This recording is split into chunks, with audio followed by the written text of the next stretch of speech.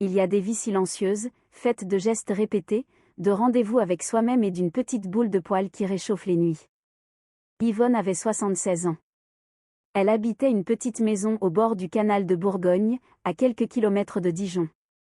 Son monde tenait dans 4 pièces, un jardin trop grand pour elle, et la présence de Félix, un chat orange aux poils doux et au regard paresseux.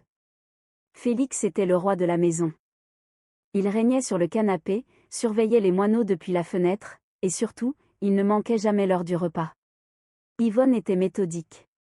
Chaque matin à 8 heures, chaque soir à 18 heures, elle remplissait son bol de croquettes. Pas une minute de retard, pas une de trop. Elle avait peur d'oublier, disait-elle. À son âge, on craint toujours que la mémoire ne lâche. Mais depuis quelques jours, elle remarquait quelque chose d'étrange. Le bol se vidait trop vite. Le matin, elle le remplissait. À midi, il était déjà vide. Elle le remplissait à nouveau. En début d'après-midi, plus rien. Félix avait beau être gourmand, il n'avait jamais eu un tel appétit. Elle l'observa. Le chat ne semblait pas malade.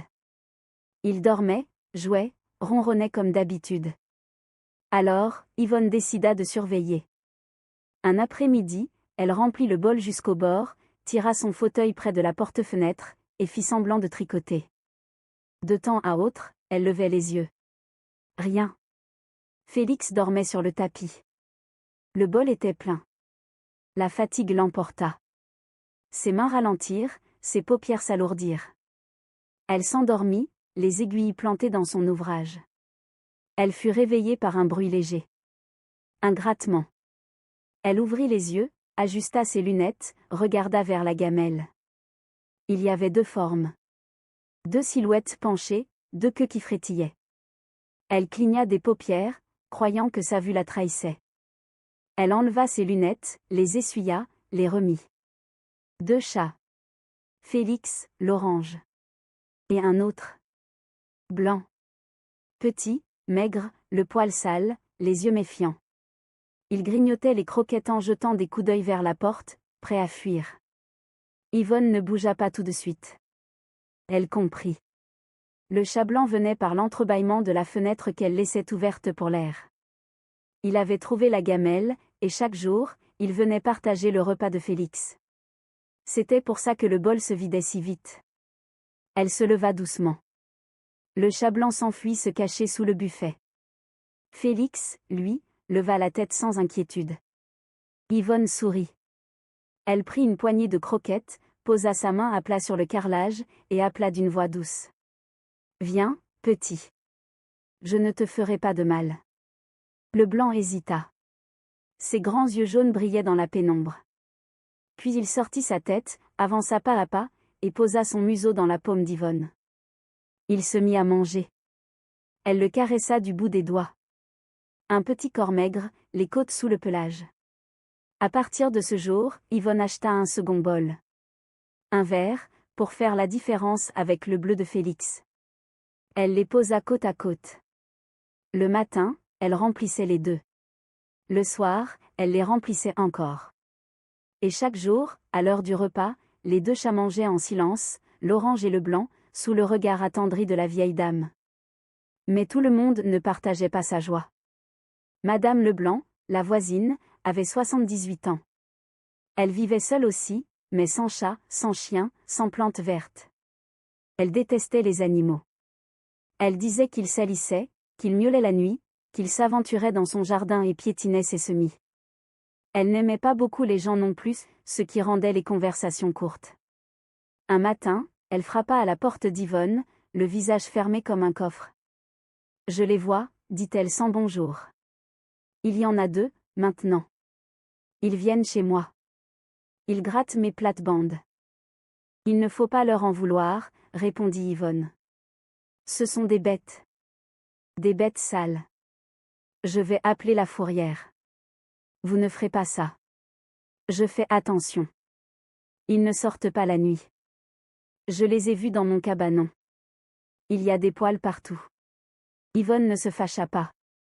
Elle garda sa voix calme, celle qu'elle utilisait avec sa fille quand la jeune femme s'énervait pour rien.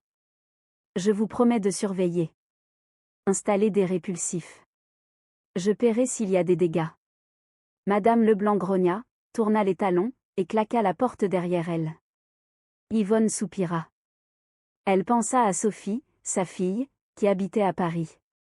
Sophie l'appelait de temps en temps, toujours pressée, toujours entre deux réunions. Les conversations duraient 3 minutes.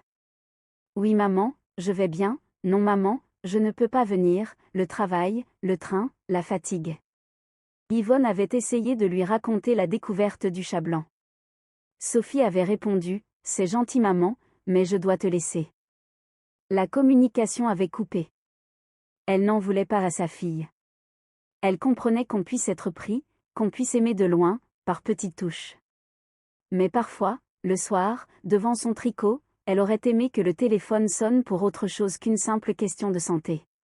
Les jours passèrent. Madame Leblanc ne rappela pas la fourrière. Elle se contentait de lancer des regards noirs par-dessus la haie.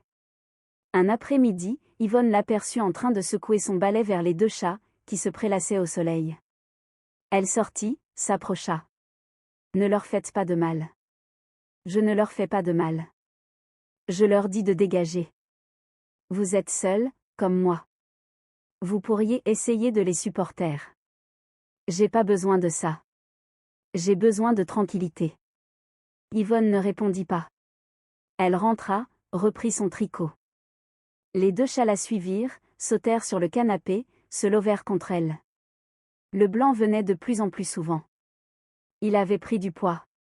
Son poil était devenu brillant. Il ne s'enfuyait plus au moindre bruit.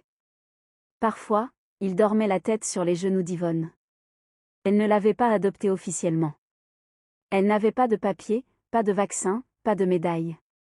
Juste un bol vert posé à côté du bleu. Un petit coin à lui. Comme une place à table. Un dimanche, le téléphone sonna. Yvonne décrocha. Sophie, enfin. Maman, désolée, j'ai eu une semaine de folie. Tu vas bien? Je vais très bien. Et toi? Fatiguée. Les collègues, les dossiers. Bref. Tu as toujours les chats? J'ai 2 chats, maintenant. 2? Tu as adopté un autre? Non, c'est lui qui est venu. Tu deviens la reine des chats, maman.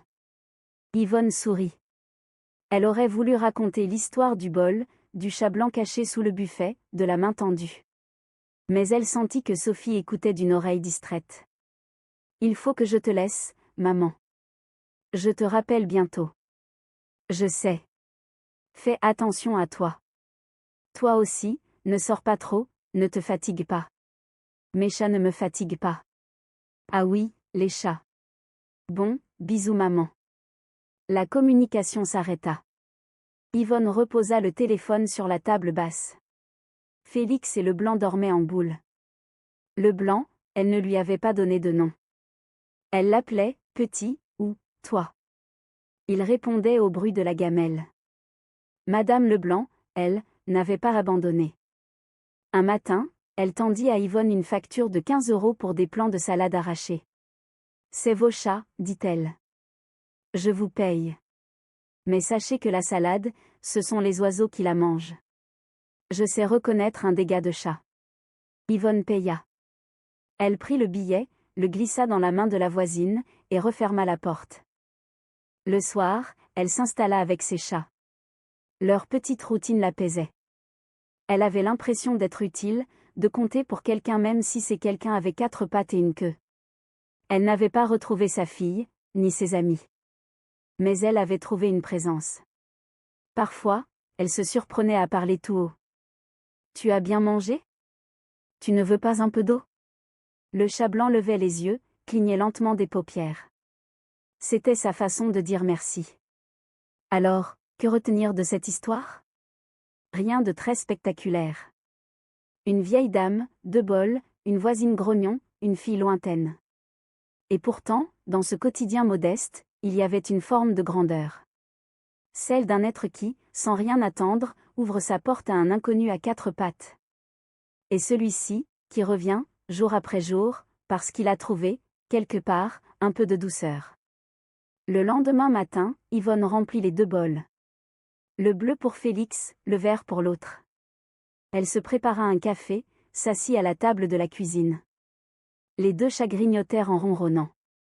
Elle regarda par la fenêtre. Madame Leblanc arrosait ses salades, le dos courbé, le visage fermé. Yvonne pensa à elle. Elle n'était pas méchante, seulement usée. La vie n'avait pas été tendre avec tout le monde. Elle caressa le chat blanc. Tu restes, toi. Tu ne me coûtes rien, et tu me donnes tout. Le chat la regarda. Il miaula doucement. Un petit son à peine audible. Et Yvonne sut, à ce moment-là, qu'elle ne serait jamais tout à fait seule.